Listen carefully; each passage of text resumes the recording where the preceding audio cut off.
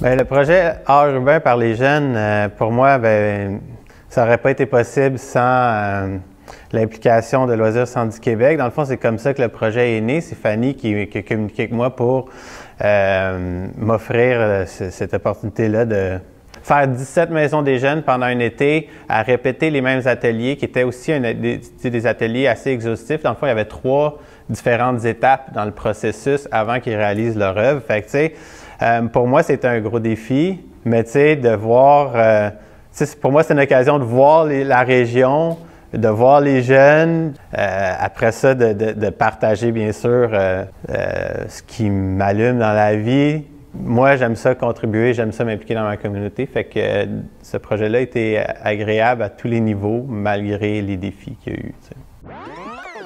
La refonte du programme de médiation de DRAC Art Actuel Drummondville s'est effectuée en 2021-2022. Le but de cette refonte-là, c'était de proposer des activités qui étaient plus en accord avec la mission de notre centre d'exposition, centre de diffusion, qui est maintenant lié aux arts actuels uniquement, donc où on montre une belle diversité de pratiques artistiques et beaucoup aussi d'art numérique. Donc, pour être plus en accord avec cette mission, on a fait la refonte du programme, donc repenser les activités qu'on offrait et aussi ajouter de nouvelles activités. Les nouvelles activités qui font partie de la refonte du programme sont les ateliers de création sur tablette numérique. Donc, comme on offre, on présente davantage d'art numérique, ça valait la peine pour le centre de s'équiper, de se prémunir d'une flotte de tablettes numériques, des iPads sur lesquels on peut faire des activités de création, donc introduire les publics à des pratiques différentes.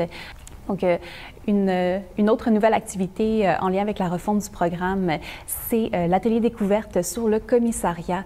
Donc, comme il y a de plus en plus d'expositions qui sont commissariées à DRAC Art Actuel Drummondville, c'était important pour nous d'introduire les publics au rôle et aux fonctions du commissaire d'exposition.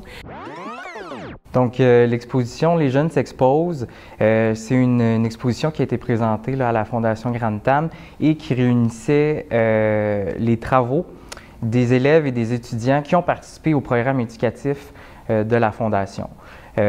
Donc, c'est des activités qui ont eu lieu là, tout au long de l'année. Donc, on parle de rencontres d'artistes, d'activités dans les classes, toujours en lien avec le travail des artistes qui ont été de passage à la Fondation lors de résidences et d'expositions.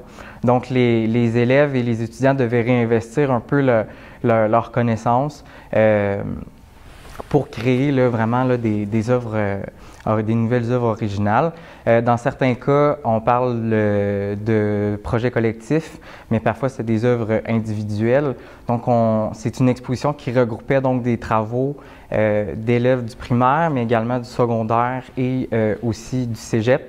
Puis, au total, c'est plus de 237 jeunes qui ont participé là, à l'exposition. C'est bon? Oui. OK, super. Hein?